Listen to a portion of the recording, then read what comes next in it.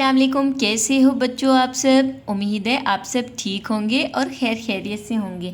ये देखिए बच्चों, ये है मेरे पास कुछ कलरफुल कलर्स। इनसे आज हम आपको लिखना स्टार्ट कराएंगे। जो आज हमारे पास टॉपिक है वो टॉपिक है one. This is a one, ONE one. One apple, एक सेब। ये देखिए ये है मेरे पास blue colour, this is a blue colour. इससे हम लिखना स्टार्ट कराएंगे। This is a one.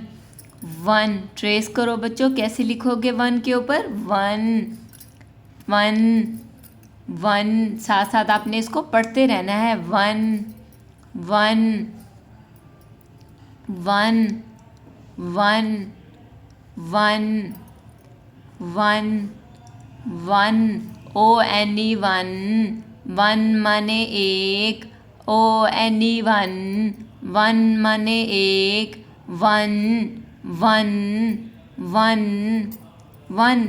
ये देखिए ये बच्चों, ये मेरे पास लिखा हुआ है वन, ONE वन। वन एक, एक को इंग्लिश में बोलते हैं ONE वन। वन एप्पल, ये देखिए ये आपके सामने है वन एप्पल।